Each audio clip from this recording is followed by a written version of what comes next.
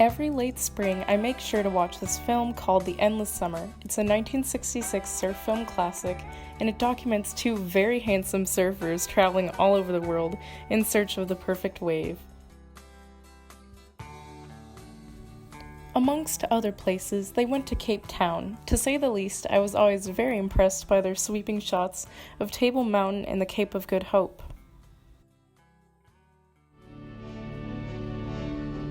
From the top, you can see a long way down the Cape Peninsula. It's a finger of land about 20 miles long and 5 miles wide.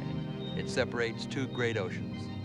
On one side of the peninsula is the Atlantic Ocean, on the other, the Indian Ocean, ending in the famous Cape of Good Hope. Of course, the peak of the film also happened in South Africa. They went to Cape St. Francis, where they found perfectly machine-made waves. Some of the rides took so long that the director ran out of film. Obviously, this film made a giant impact on me, and it was pretty much the sole reason I thought of when I decided to study abroad here. But when I first got here, I think I was kind of sleeping on the job. I wasn't putting myself out of my comfort zone or trying to immerse myself as much. I was just chomping up time. But then I realized the true scope of my time here and how limited it was, and I knew I had to get myself going. Now, my experience in Cape Town makes me think of the Johari window a lot, and how I've been able to explore my blind and hidden areas. I was getting out of my shell. I felt kind of a positive pressure to get out and do more things that I wouldn't normally do.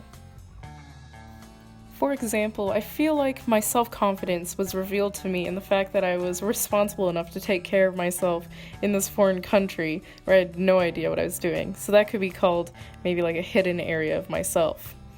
And I also realized my capacity to be an exciting person who tries new things. I actually liked who I was, and I think if I were someone else, I would be jealous of me right now. So I think that's something I want to shoot for when I go home. I mean, how often is it that I get to meet a bunch of different people from different schools? How often is it that I get to go to a family's home and learn about their culture? And how often do I get to pet a cheetah? Paragliding was kind of like a metaphor for my experience here. Studying abroad was just what I needed to give me a running start and push me off of the slope finally. From there, I just took in all the views of relatively smooth sailing. And of course, I came here because of a film from the 60s, so it was interesting to reflect and compare Cape Town from today versus back then.